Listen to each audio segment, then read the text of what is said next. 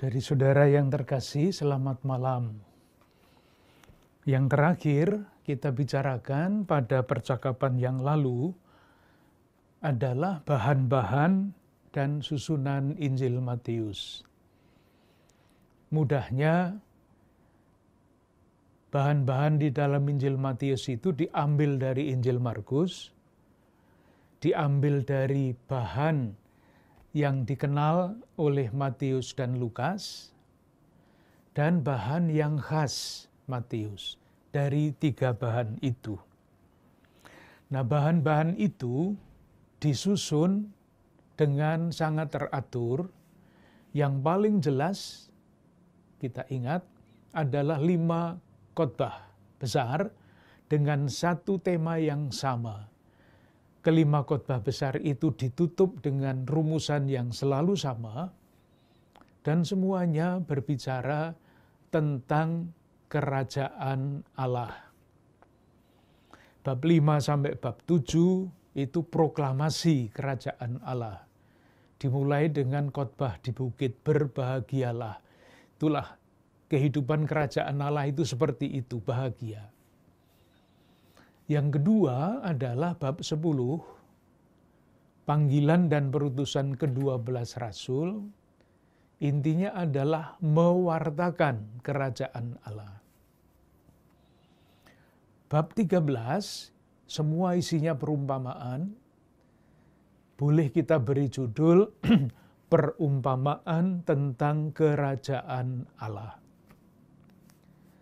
Khotbah yang keempat, bab 18, itu tentang gereja, tata cara hidup di dalam gereja, organisasi gereja. Boleh kita beri judul peraturan tentang kerajaan Allah.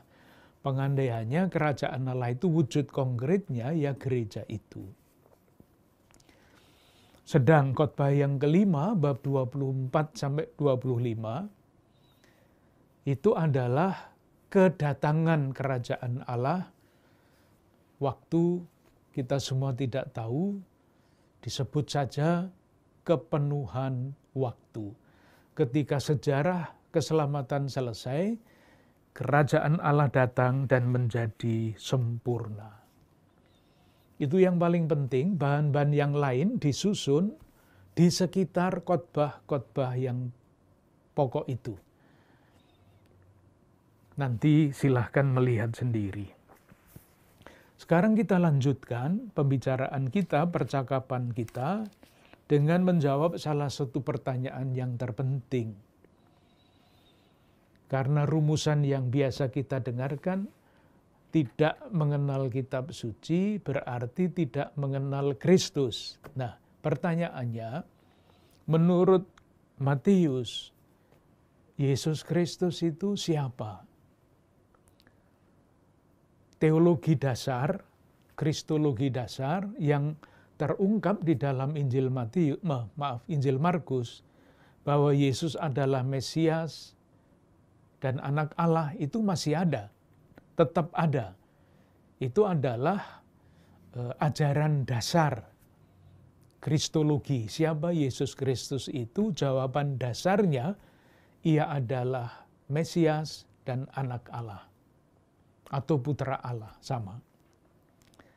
Adakah ciri kristologi yang khas Matius yang berbeda dibandingkan dengan Injil-Injil yang lain? Nah, itulah yang ingin kita cari. Tidak semua, tetapi sekedar untuk memberi contoh bahwa dari hal-hal yang kecil kita dapat mengambil kesimpulan. Dari pengamatan hal-hal yang detail, kita bisa mengambil kesimpulan. Yang pertama, Matius ingin menampilkan Yesus sebagai guru. Jadi kalau ditanya menurut Anda, Yesus itu siapa? Jawabannya guru. Guru itu tugasnya apa? Mengajar. Coba silahkan lihat Matius bab 13 ayat 11. Nanti dibandingkan dengan Injil Markus yang kata-katanya berbeda, maka dari perbedaan itulah disimpulkan bahwa menurut Matius, Yesus itu guru. Bab 13 ayat 11, jawab Yesus, kepadamu diberi kuasa untuk mengetahui rahasia kerajaan surga. Mengetahui. Dari mana taunya? Dari Yesus yang adalah guru. Itu dibandingkan dengan soal perumpamaan yang ada di dalam Injil Markus bab 4 ayat 11. Tidak ada mengetahuinya, bab 4 ayat 11. Jawabnya, kepadamu telah diberikan rahasia kerajaan Allah. Tetapi kepada orang-orang luar segala sesuatu disampaikan dalam perumpamaan. Lain rumusannya. Karena Yesus guru, maka murid-muridnya diajar dalam perumpamaan supaya tahu. Sampai kepada pengetahuan. Di dalam Injil Markus hanya diberitahukan rahasia. Teks yang kedua, kita ambil Markus dulu supaya gampang membaliknya. Markus bab 1 ayat 14. Yesus tampil di Galilea. Bunyinya begini. Sesudah Yohanes ditangkap, datanglah Yesus ke Galilea memberitakan Injil Allah. Memberitakan Injil Allah. Di dalam Injil Matius seperti apa? Bab 4 ayat 23. Bab 4 ayat 23. Perhatikan baik-baik, teliti membacanya. Yesus pun berkeliling di seluruh Galilea. Ia mengajar dalam rumah-rumah ibadat dan memberitakan Injil Kerajaan Allah. Di dalam versi Markus, Yesus hanya memberitakan Kerajaan Allah. Di dalam Injil Matius diceritakan Yesus mengajar karena dia adalah guru. Yesus adalah guru yang mengajar. Itu satu. Kalau mau masih tambah satu lagi, kalau tidak apa-apa, bab 7 ayat 29, dikatakan begini, bab 7 ayat 29, sebab ia mengajar mereka sebagai orang yang berkuasa, tidak seperti ahli-ahli Taurat. Mengajar lagi. Dari situ kita simpulkan, oh kalau begitu, menurut gambaran Matius, Yesus itu adalah guru yang mengajar. Yang diajarkan apa? Macam-macam, yang paling penting ya 5 khotbah tentang kerajaan Allah itu. Yang kedua, kita ingat Matius menulis untuk orang-orang Yahudi yang sangat paham tentang perjanjian lama dan tokoh-tokoh perjanjian lama. Maka untuk meyakinkan orang-orang Yahudi bahwa Yesus itu kepenuhan perjanjian lama, segala macam usaha dibuat. Antara lain dengan menunjukkan bahwa Yesus itu adalah Musa baru. Musa baru. Dari mana itu disimpulkan? Kita ambil 1-2 teks yang bisa membantu kita. Yang pertama bab 2 ayat 13 sampai 15. Penyingkiran ke Mesir, lalu nanti keluarga kudus itu harus kembali dari Mesir. Eksodus. Siapa yang memimpin keluaran umat Allah dari Mesir? Musa. Jadi pikiran mereka itu tidak seperti pikiran kita saja, logis, tetapi asosiatif. Mesir itu selalu mengingatkan umat perjanjian lama dengan Musa dan keluaran dari Mesir. Nah, kalau mengenai Yusuf, keluarga kudus menurut Matius, tidak menurut Lukas. Lukas ceritanya lain. Ada kaitan dengan Mesir, itu berarti ada kaitan dengan Musa yang keluar dari memimpin umat Allah perjanjian lama dari Mesir.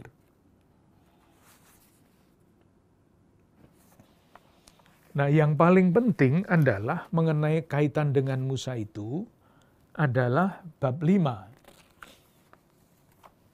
Khotbah di bukit. Bab 5 sampai bab 7 di dalam teks kita diberi judul khotbah di bukit. Mulai dengan bab 5 ayat 1, ketika Yesus melihat orang banyak itu, naiklah ia ke atas bukit. Ke atas bukit. Asosiasinya ini Gunung Sinai. Seperti halnya dulu Musa menerima hukum Allah di Gunung Sinai, Musa, demikian juga sekarang Sang Musa baru menerima atau bahkan memberikan, menyatakan, mewartakan, memproklamasikan kerajaan Allah itu di bukit seperti Musa. Asosiasinya Yesus adalah Musa baru. Kalau dilihat yang sejajar, Lukas bab 6, yang sejajar dengan khotbah di bukit ini, Lukas bab 6 ayat 20-23, ayat 20 misalnya, lalu Yesus memandang murid-muridnya dan berkata, tidak ada bukitnya. Karena pembaca Injil Lukas atau yang disasar oleh Injil Lukas bukan orang Yahudi. Kalau diberitahu bahwa Yesus itu Musa baru, susah bagi mereka. Apalagi dengan asosiasi seperti itu. Bahkan pada ayat 17 dari bab 6 dikatakan, lalu ia turun dengan mereka dan berhenti di suatu tempat yang datar. Bab 6 ayat 17. Jadi jangan ditanya bukitnya di mana, tidak ada bukit di sana. Tetapi diciptakanlah bukit itu supaya umat yang dituju oleh Matius langsung menangkap maksudnya. Itu yang kedua. Jadi Yesus guru, Yesus adalah Musa baru.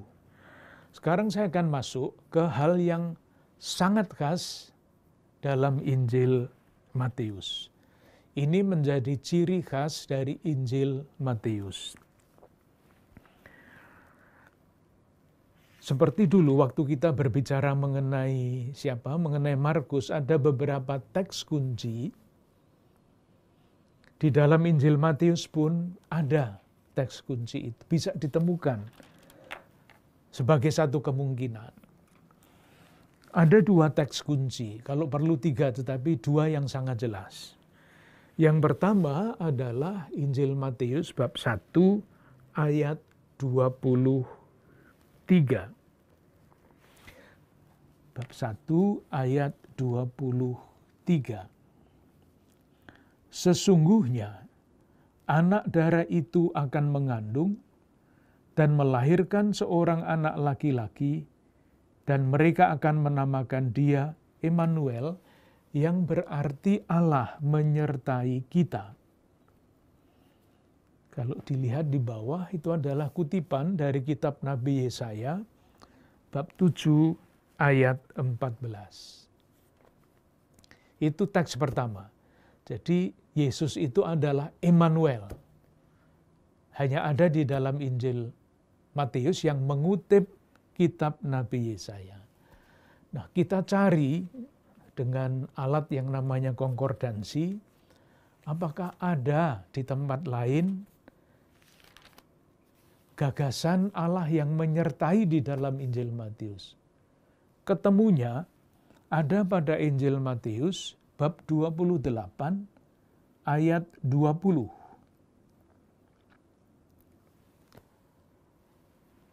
Dan ajarlah mereka melakukan segala sesuatu yang telah kuperintahkan kepadamu.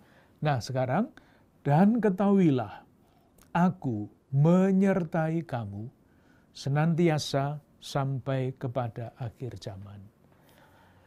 Jadi kalau ditanyakan Bapak Matius, kalau Anda ditanya, kira-kira Yesus yang khas yang ingin Anda wartakan itu Yesus yang seperti apa? Dia akan menjawab, dalam tanda kurung menurut tafsiran kita, lihat dua ayat itu. Yesus adalah Emmanuel, Yesus adalah Allah yang menyertai kita. Itu jawabannya. Nah, tentu kita harus bertanya, kenapa Matius memilih gagasan seperti itu untuk menampilkan Yesus? Kecuali bahwa Yesus adalah kepenuhan perjanjian lama, ayat yang dikutip adalah Yesaya itu. Orang-orang yang bukan Yahudi masuk. Jemaat yang kemarin-kemarin sudah nyaman dengan anggota yang katakanlah cara berpikirnya sama, adat istiadatnya sama, kemasukan orang lain. Goncang. Khawatir. Alasan yang kedua ternyata yang mereka harapkan akhir zaman segera tiba sesudah Yerusalem hancur, tidak tiba juga. Sejarahnya masih sangat panjang ke depan. Galau melihat masa depan yang begitu jauh. Yang ketiga, mereka-mereka ini dikucilkan dari lingkungan orang-orang Yahudi. Kalau membaca kisah mengenai orang buta sejak lahir di dalam Injil Yohanes bab 9 itu sangat jelas bahwa orang-orang Yahudi yang mengakui Yesus sebagai Mesias itu akan dikucilkan. Jelas sekali, diusir dari sinagoga mereka. Nah, bagi orang-orang murid-murid Yesus Kristus yang seperti ini, keyakinan bahwa Allah menyertai dan penyertaan Allah itu nyata di dalam diri Yesus menjadi sangat relevan. Nanti untuk pesan Natal bersama Konferensi Wali Gereja Indonesia dan Persekutuan Gereja-Gereja di Indonesia akan mengambil tema ini. Seluruh umat manusia sekarang sedang berada dalam keadaan yang sangat prihatin, sangat cemas, sangat berat. Dari segi apapun, kita membutuhkan bukan hanya motivasi kemanusiaan, yang kita perlukan adalah inspirasi iman. Keyakinan bahwa di dalam keadaan seperti apapun, Allah menyertai. Dan tentu ini harus dibahasakan dan diwujudkan dengan berbagai macam cara. Baik, jadi ada dua kata kunci, ayat kunci, bab 1 ayat 23 dan bab 28 ayat 20. Nah, langkah berikutnya adalah kalau kita tahu, kita melihat bahwa bab 1 ayat 23 itu kutipan dari bab Yesaya bab 7 ayat 14, pertanyaannya adalah apakah kutipan itu persis sama dengan yang dikutip?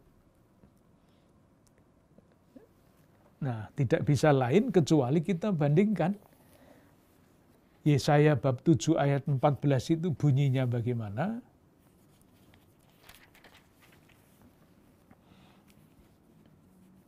Lalu kutipan yang ada di dalam Injil Matius itu seperti apa? Saya baca Yesaya bab 7 ayat 14. Sebab itu Tuhan sendirilah yang akan memberikan kepadamu suatu pertanda. Sesungguhnya seorang perempuan muda mengandung dan akan melahirkan seorang anak laki-laki, dan ia akan menamakan dia Immanuel. Ini kutipannya yang dikutip oleh Matius, Yesaya bab 7 ayat 14. Nah, kalau kita membaca kutipan Matius, itu ada beberapa hal yang dia ubah. Ini tentu kalau zaman sekarang, kalau misalnya menulis skripsi dan mengutip dan kutipannya tidak sama dengan yang dikutip, itu akan disalahkan besar-besaran. Tapi tidak pada zaman itu. Hak cipta tidak ada. Nah, ayat 23 berbunyi begini. Sesungguhnya anak darah itu akan mengandung. Matius menggunakan kata anak darah. Sementara Yesaya menggunakan kata perempuan muda. Beda apa enggak ini? Katanya aja berbeda, jadi pasti isinya juga berbeda. Akan mengandung dan melahirkan seorang anak laki-laki, dan mereka akan menamakan dia Immanuel.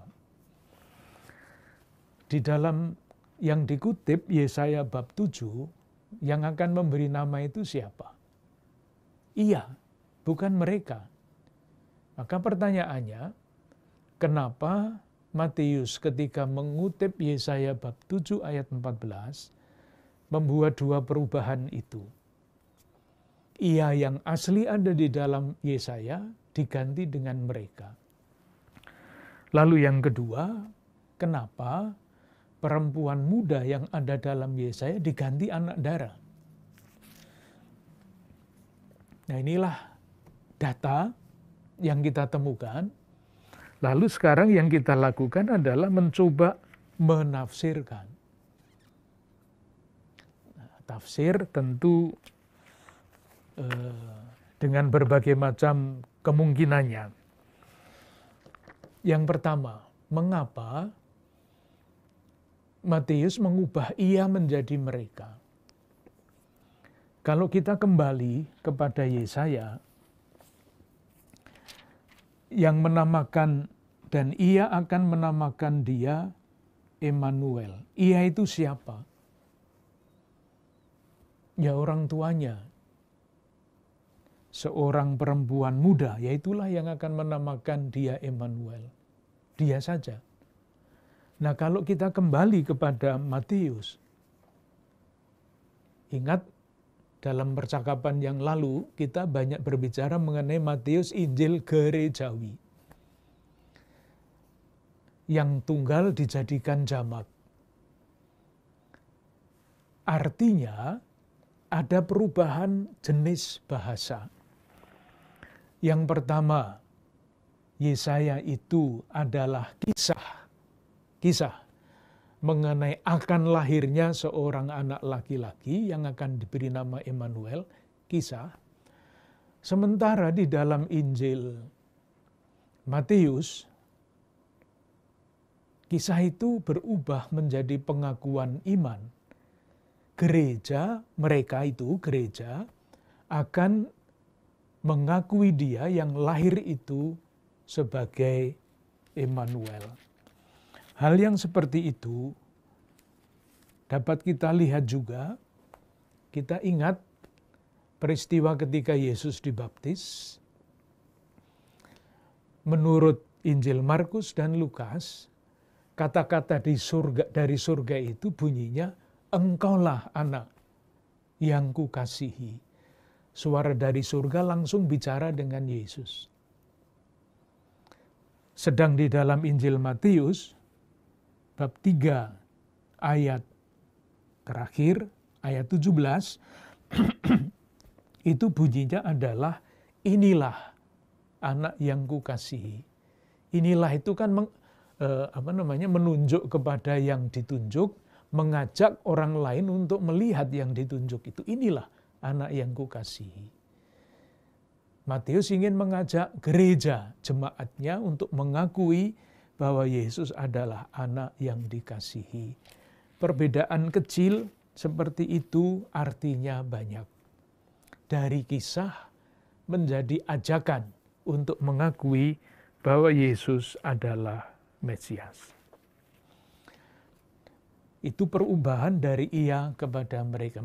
Maka kita sekarang melanjutkan dengan yang Yesaya dulu, kisah. Sebetulnya kisah Yesaya ini bicara tentang siapa. Yang disebut Immanuel itu siapa? Nah, ceritanya harus kita lanjutkan dengan membaca kitab Nabi Yeremia. Kitab Nabi Yesaya bab 8. Ayat 8 sampai 10. Saya baca ayat 8. Serta menerobos masuk ke Yehuda, ibarat banjir yang meluap-luap hingga mencapai ke leher. Itu penyerbuan kerajaan Assyria ke Yehuda, itu judulnya itu. Jadi Yehuda akan diserang oleh kerajaan Asyur. Dan sayap-sayapnya yang dikembangkan akan menutup seantero negerimu, ya Immanuel. Nah, dari situ kata Immanuel itu. Ayat 10, buatlah rancangan tetapi akan gagal juga. Ambillah keputusan tetapi tidak terlaksana juga. Nah, sebetulnya di dalam sejarah yang disebut Immanuel itu adalah raja yang namanya Hizkia, anaknya Ahaz. Agak susah ya mencoba seperti itu karena memang harus membuka perjanjian lama. Siapa mereka itu? Saya coba tunjukkan, moga-moga tidak terlalu membingungkan. Tadi saya katakan yang namanya Immanuel itu adalah raja. Yang jelas siapa? Raja Yehuda. 2 Raja, kitab 2 Raja bab 18. Ini istimewa karena apa? Karena raja-raja Yehuda itu biasanya diceritakan dengan referen, ia ini bertindak jahat di hadapan Tuhan. Nah, mengenai Hizkia itu ada pada 2 Raja, kitab 2 Raja bab 18. Ayat 1 saya baca. Maka dalam tahun ketiga zaman Hosea bin Ela, Raja Israel, Hizkia, anak Ahaz, Raja Yehuda, menjadi raja. Ini yang di dalam sejarah disebut Immanuel ini. Karena apa? Karena ketika raja-raja lain berbuat jahat di hadapan Tuhan, coba dibaca ayat 3, Hizkia ini melakukan apa yang benar di mata Tuhan, tepat seperti yang dilakukan Daud, bapa leluhurnya. Raja-raja yang lain bernafsu berperang dengan kerajaan-kerajaan besar lain. Ini enggak. Ini raja yang sangat istimewa. Disebut sebagai raja damai dan sebagainya. Jadi, yang disebut Immanuel di dalam perjanjian lama itu orangnya jelas, yaitu Hizkia. Nah, siapa yang disebut perempuan muda itu? Ya, ibunya tentu saja. Pertanyaan berikutnya, kenapa perempuan mudanya diubah menjadi anak dara? Nah, itulah rahasia keselamatan dari Allah, misteri karya keselamatan Allah. Rupa-rupanya ada dasar yang sangat kuat sudah di dalam Injil Matius untuk berbicara mengenai ajaran tentang keperawanan Maria. Itulah sebabnya Matius mengubah perempuan muda menjadi anak dara. Perempuan muda itu ya biasa, usianya belum 90 tahun lah, seperti itu. Kalau anak dare itu kan kualifikasi, bukan sekedar umur. Dan itulah pula, coba dilihat sekali lagi, Injil Matius bab 1 mengenai silsilah. Rumusan. Kita baca saja mulai ayat 1 lalu nanti meloncat. Inilah silsilah Yesus Kristus, anak Daud, anak Abraham. Abraham memperanakkan Ishak. Istilah yang dipakai adalah memperanakkan. Ishak memperanakkan Yakub. Istilah itu terus diulang sampai ayat 16. Kita lihat dikatakan di situ Yakub memperanakkan Yusuf, suami Maria, yang melahirkan Yesus. Ada perubahan di sini. Memperanakkan. Kalau mau konsekuen, bunyinya mesti begini. Yakub memperanakkan Yusuf, Yusuf memperanakkan Yesus. Tapi ada perubahan di sini. Yakub memperanakkan Yusuf, suami Maria, yang melahirkan Yesus. Jadi ada kaitan antara bab 1 ayat 16 dengan perubahan dari teks asli Yesaya bab 7 ayat 14 dibandingkan dengan kutipannya yang ada pada bab 1 ayat 23 dari Injil Matius. Jadi ini sekali lagi menjadi dasar untuk ajaran gereja Maria tetap perawan. Itu Matius bab 1 ayat 23. Sekarang kita lihat pasangannya menyertai di dalam Injil yang sama, bab 28 ayat 20. Aku menyertai kamu senantiasa sampai kepada akhir zaman. Menurut para penafsir, kembali lagi kita belajar dari para penafsir yang sudah belajar lebih dulu daripada kita, yang ada di balik bab 28 ayat 16 sampai 20 itu sebetulnya adalah rumus perjanjian. Janji bahwa Allah menyertai. Janji, rumus perjanjian. Rumus perjanjian yang seperti itu kembali dapat kita baca pada Yesaya bab 43 ayat 1. Saya baca lalu nanti kita simpulkan sebetulnya penyertaan ini maksudnya apa? Penyertaan dalam rangka apa? Bab 43 ayat 1 sampai dan selanjutnya.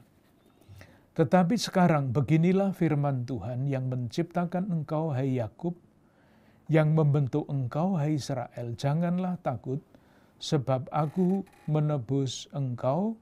Aku telah memanggil engkau dengan namamu. Apabila engkau menyeberang melalui air, aku akan menyertai engkau. Dan melalui sungai-sungai, engkau tidak akan dihanyutkan. Dan selanjutnya. Ayat 4. Oleh karena engkau berharga di mataku dan mulia, dan aku ini mengasihi engkau. Ayat 5 sampai dengan 7. Jangan takut, sebab aku ini menyertai engkau. Aku akan mendatangkan anak cucumu dari timur, dan selanjutnya. Ini janji untuk menyertai umat dalam keadaan apapun juga. Jadi dalam hal ini, kalau kita membaca kata penyertaan itu kaitannya dengan siapa, dengan apa, penyertaan pertama Immanuel, bab 1 ayat 23 dari Injil Matius, itu situasinya, latar belakangnya Yesaya 7:14.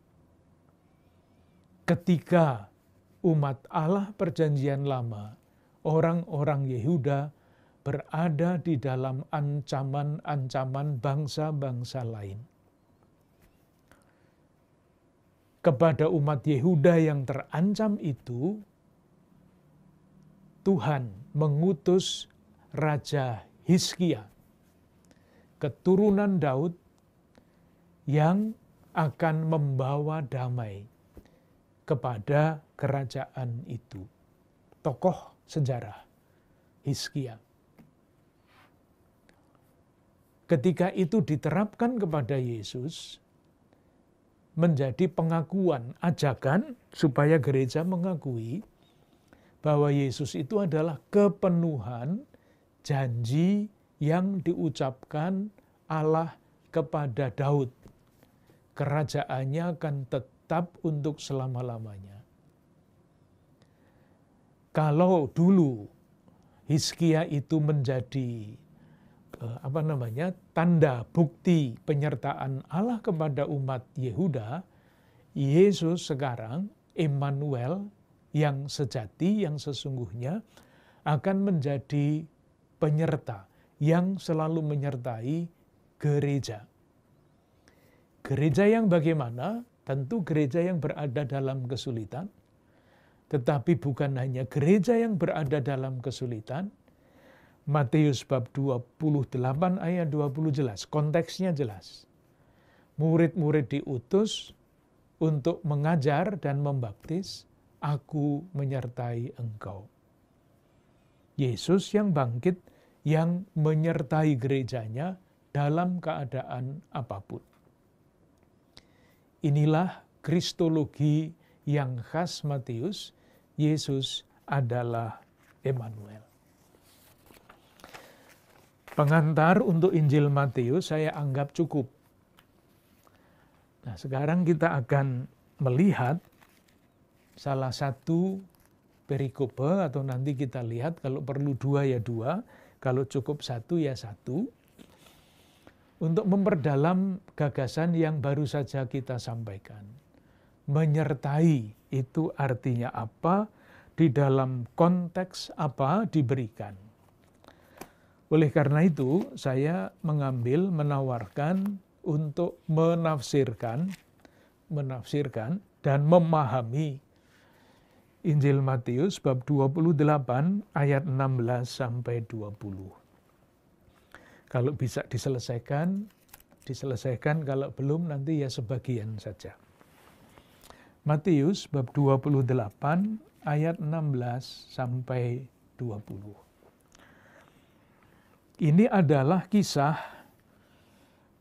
Yesus yang bangkit, yang menampakkan diri lalu memberikan perutusan. Satu catatan awal yang saya kira perlu untuk kita perhatikan, supaya kita mempunyai gambaran yang memadai. Apa arti kisah-kisah penampakan menurut para penginjil? Pernah kita bicarakan ketika kita bicara mengenai Rasul Paulus yang mengalami penampakan Tuhan. Waktu itu kita rumuskan penampakan itu atau kisah penampakan, kisahnya adalah visualisasi pengalaman batin yang masing-masing mempunyai pesan. Maka pengalaman Paulus waktu itu bertemu dengan Tuhan yang menampakkan diri sampai diceritakan 3 kali, tetapi dengan cara yang berbeda-beda. Karena konteks ketika kisah itu diceritakan berbeda-beda. Diingat kembali kisah bab 9, kisah bab 22, dan kisah bab 26. Berbeda-beda ceritanya, peristiwanya sama. Nah, demikian juga dengan penampakan Kristus yang bangkit, sebagaimana kisahnya kita temukan di dalam Injil. Sekurang-kurangnya ada 3 pesan yang mau disampaikan melalui kisah penampakan. Pesan pertama adalah kisah penampakan itu ingin membuktikan bahwa Kristus sungguh-sungguh bangkit dari antara orang mati. Jadi bukan perkara jenazahnya dicuri orang dan sebagainya. Kisah seperti ini untuk membuktikan bahwa Yesus sungguh-sungguh bangkit itu biasanya sangat jasmaniah. Jadi misalnya, pasti kita ingat Kristus yang bangkit yang menampakkan diri kepada Thomas. Injil Yohanes bab 20 ayat 24 sampai 29. Ayat 27. Kemudian ia berkata kepada Thomas, yaitu Kristus yang bangkit, "Taruhlah jarimu di sini, lihatlah tanganku, ulurkanlah tanganmu dan cucukkan ke dalam lambungku." Konkret sekali. Jadi kalau memang sungguh-sungguh bangkit, ya lukanya masih ada. Luka di tangan, luka di lambung. Thomas supaya percaya, sebelumnya tidak percaya, disuruh mencucukkan tangannya. Kesimpulannya, jadi Kristus sungguh bangkit. Tidak hilang. Itu pesan yang pertama. Waktu Yesus makan, sarapan dengan murid-muridnya, dengan ikan dan sebagainya. Itu konkret sekali. Yang kedua, yang akan kita bicarakan, Matius bab 16 sampai ayat 20, itu adalah penampakan Kristus sebagai landasan, sebagai pembenaran, pertanggungjawaban bahwa misi gereja sungguh-sungguh berasal dari Kristus yang bangkit, bukan proyek gereja sendiri. Maka Kristus yang bangkit menyatakan diri, menampakkan diri, dan mengutus. Kesimpulannya, misi gereja itu syah. Yang ketiga, seperti misalnya di dalam kisah kedua murid Emmaus, Lukas bab 22, itu pesannya lain lagi. Kristus yang bangkit itu bukan sekedar peristiwa dulu. Dulu Yesus yang bangkit menampakkan diri kepada para murid. Nah, bangkitnya dulu jadi relevansinya juga hanya dulu, tidak sekarang. Kisah penampakan seperti misalnya kisah dua murid Emmaus itu mengatakan sesuatu yang berbeda. Kristus yang bangkit masih tetap hidup sekarang. Di mana kita dapat menemukan Kristus yang bangkit? Jawaban Lukas di dalam murid Emmaus itu, di dalam Ekaristi. Maka kisah dua murid Emmaus itu kan bermuara pada pemecahan roti. 3 maksud itu sekurang-kurangnya mesti kita pegang ketika kita mencoba memahami kisah-kisah penampakan Kristus yang bangkit. Nah, sekarang dengan catatan itu, kita mau melihat teks Matius bab 28 ayat 16 sampai 20 ini. Yang pertama, seperti apakah reaksi para rasul, reaksi para murid terhadap Kristus yang bangkit ini? Reaksi para murid. Ayat 17. Ketika melihat dia, mereka menyembahnya. Tetapi beberapa orang ragu-ragu. Aneh bukan? Kristus yang bangkit, sebagian menyembah, sebagian ragu-ragu. Pertanyaannya adalah, mengapa Matius menampilkan murid-murid Yesus dengan sikap seperti ini? Sebagian menyembah, sebagian ragu-ragu. Ternyata kalau kita membaca dari depan sampai belakang Injil Matius, dua sikap itu selalu ada bersama-sama. Menyembah dan ragu-ragu. Nah, supaya jelas bahwa ini bukan pendapat saya, tetapi adalah Katekisme Matius, kita lihat beberapa, kita cari di dalam konkordansi, kata menyembah itu ada di mana, kata ragu-ragu atau kurang itu ada di mana. Yang pertama, bab 2 ayat 11. Kisah mengenai orang Majus dari timur ketika sampai kepada yang dicari, ayat 11, maka masuklah mereka ke dalam rumah itu dan melihat anak itu bersama Maria ibunya, lalu sujud menyembah dia. Reaksi pertama para murid pada bab 28 ayat 17, menyembah. Ini orang Majus dari timur ini juga sujud menyembah dia. Itu salah satu sikap. Bab 8 ayat 2. Orang sakit kusta. Maka datanglah seorang yang sakit kusta kepadanya, lalu sujud menyembah. Jadi ini bukan kebetulan dirumuskan seperti itu, ini dengan sangat teliti, kata-kata itu dipilih untuk mengungkapkan salah satu sikap. Bab 9 ayat 18. Sementara Yesus berbicara demikian kepada mereka, datanglah seorang kepala rumah ibadat lalu menyembah dia. Dan begitu kalau dicari di dalam konkordansi akan ketemu kata menyembah, sujud menyembah itu tersebar di dalam seluruh Injil Matius. Salah satu sikap terhadap Kristus. Dari lain pihak yang ragu-ragu juga tidak sedikit. Ragu-ragu atau kurang percaya dan sebagainya, rumusannya kira-kira dengan kata-kata itu. Bab 8 ayat 26. Bab 8 ayat 26. Sudah kita lihat mengenai apa yang terjadi ketika angin ribut diredakan. Yesus berkata, "Mengapa kamu takut? Kamu yang kurang percaya." Kurang percaya dan ragu-ragu kan artinya sama.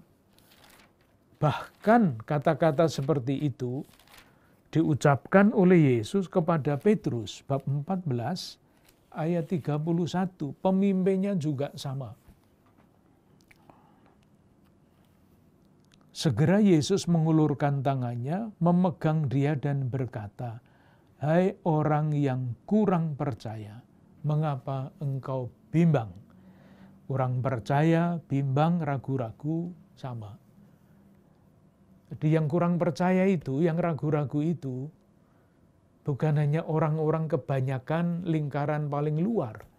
Ini lingkaran paling dalam. Petrus pun kurang percaya. Bab 17, satu lagi, ayat 20. Bab 17. Ayat 20. Yesus menyembuhkan orang muda yang sakit ayan yang tadi yang dalam percakapan sebelumnya sudah kita lihat. Mengapa kami tidak dapat mengusir setan itu? Ia berkata kepada mereka, karena kamu kurang percaya. Lihat, itulah situasi gereja. Sekarang rumusannya dalam ajaran gereja itu kira-kira begini, gereja itu kudus, lembaganya kudus. Tetapi warganya adalah orang-orang yang berdosa. Kalaupun ada banyak orang berdosa, gerejanya tetap saja kudus. Itu gereja Kristus, bukan gereja kita. Bukan gereja organisasi, gereja Kristus.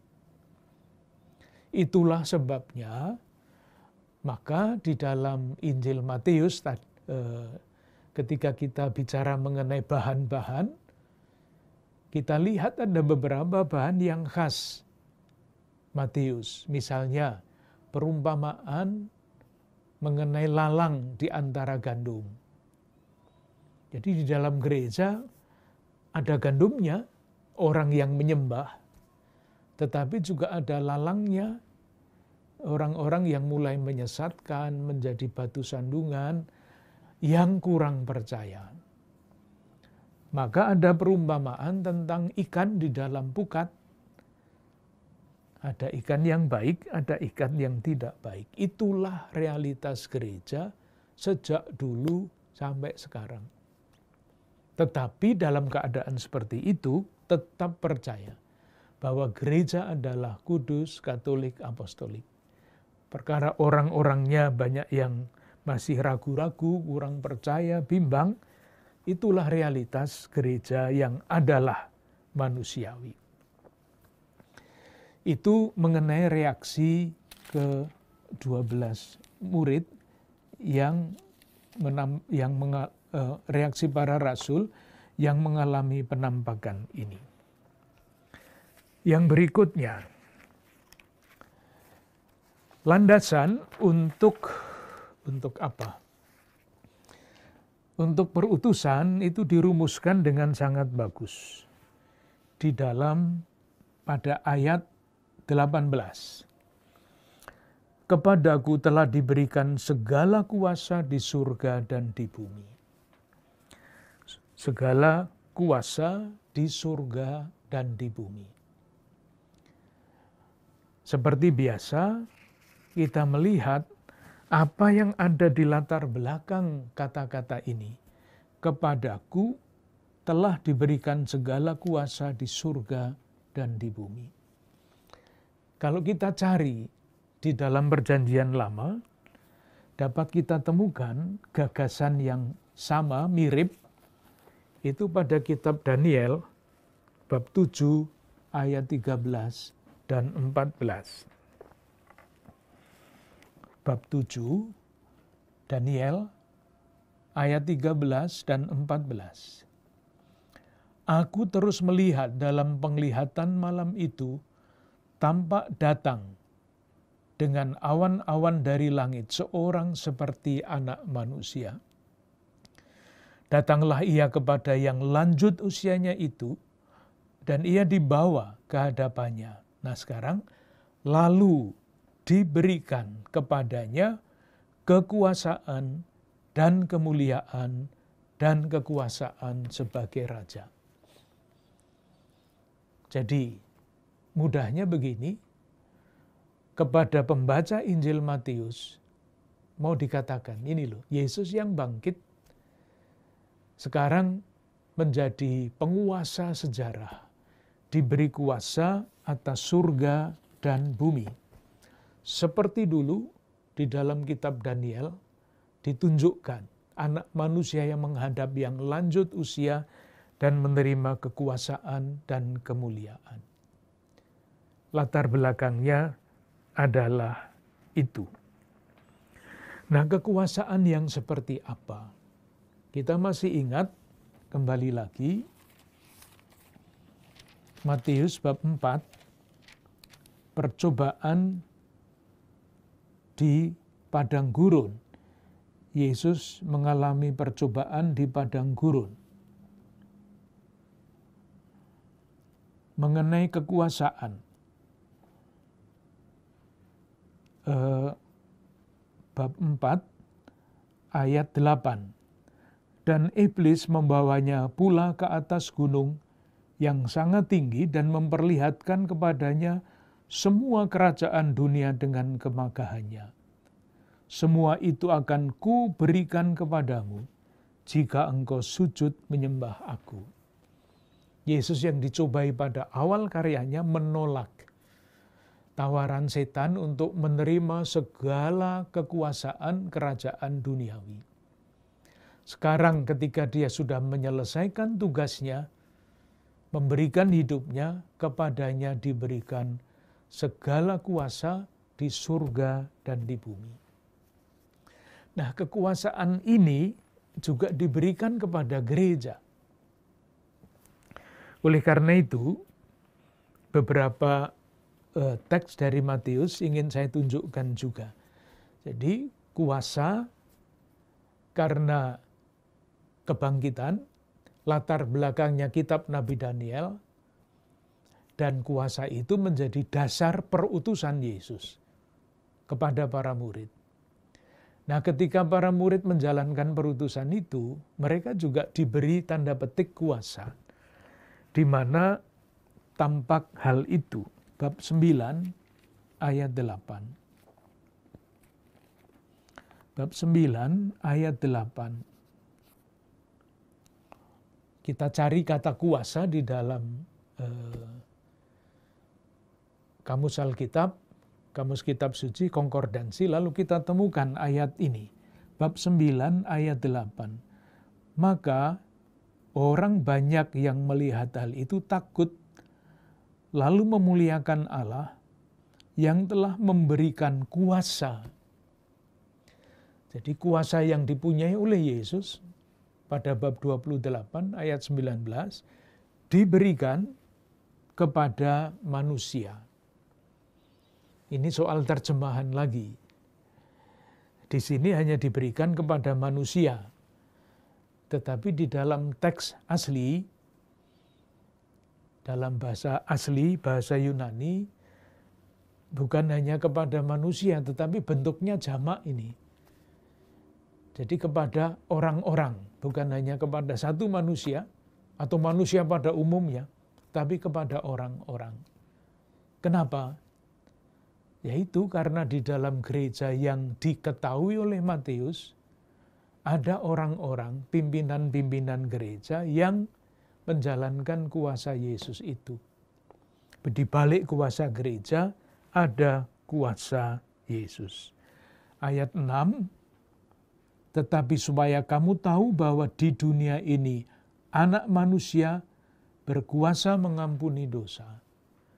Jadi rupa-rupanya, kuasa untuk mengampuni dosa pada zaman Injil Matius ditulis yang dimiliki oleh Anak Manusia sudah diberikan kepada orang-orang, maksudnya gereja. Yang kedua, bab 10 ayat 1.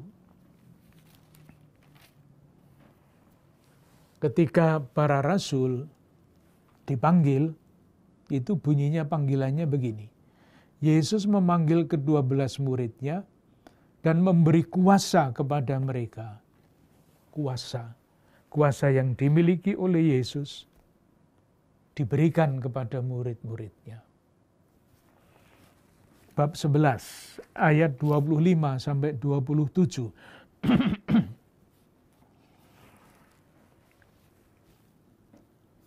Bab 25. Aku bersyukur kepadamu Bapa, dan selanjutnya, ya Bapa, itulah yang berkenan kepadamu. Sekarang, semua telah diserahkan kepadaku oleh Bapakku, dan tidak seorang pun mengenal anak selain Bapa. Yang diserahkan kepada Yesus bukan hanya kuasa. Semua telah diserahkan kepadaku. Jadi, dengan demikian, menjadi sangat jelas bahwa perutusan gereja itu sungguh-sungguh dapat dipertanggungjawabkan. Pertama, karena Yesus sendiri yang memberikan. Dan kedua, bukan Yesus yang pada umumnya, tetapi Yesus yang bangkit, yang kepadanya diberikan kuasa atas surga dan bumi, memenuhi apa yang dikanubuatkan di dalam kitab Nabi Daniel, bab 7. Nanti kalau kita lanjutkan nanggung, oleh karena itu untuk sementara ini dulu, nanti kita lanjutkan, kita selesaikan pesan dari Matius bab 28 ini dalam percakapan berikutnya. Selamat malam.